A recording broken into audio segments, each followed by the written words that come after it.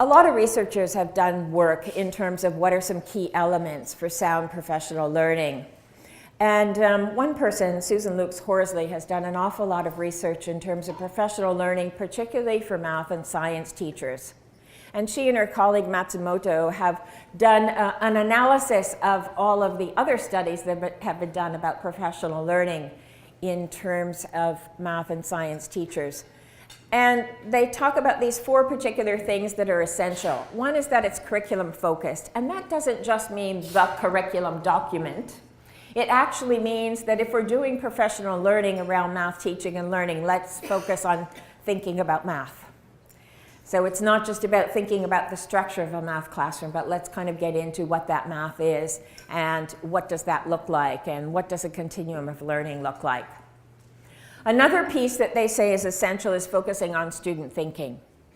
Because when you're focusing on student thinking, while it's connected to the teaching, it takes away the pressure on the teacher. Let's look at, within this class, as we're observing this lesson, let's pay attention to the student thinking, because paying attention to the student thinking helps to drive our next steps. Another one is that it's collaborative and within a supportive environment. So we need to be able to be in an environment where we're comfortable taking risks, because you know what? The first time you try out a new idea in a classroom, it doesn't always work. And you need to be able to go back to your department office or to your colleague or to your principal and say, well, I tried this, but it just didn't quite go the way I thought. Doesn't mean we abandon it. It means we might need to tweak it, or maybe the kids weren't ready for it. I didn't do enough grounding beforehand. They're not used to working in groups, all kinds of reasons. But we need that supportive and collaborative environment where we feel comfortable to be ourselves, try different ideas, but have some support. Another one is that it has to align with all of the other things that are going on. I actually find that we're fairly lucky in Ontario because we tend not to get too many mixed messages.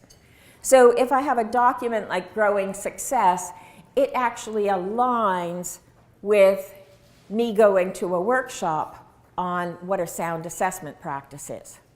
Or if I look at the curriculum document, it tends to not be giving me mixed messages in terms of what another document might be. Or if I read in a journal like The Mathematics Teacher from NCTM, the messages I get there are similar to the kinds of messages that our curriculum might be talking about because they're all based on similar research. So in a sense, we're getting similar messages. Sometimes we get conflicting messages and that causes us a lot of angst. But for the most part, I feel in Ontario we get fairly consistent messages.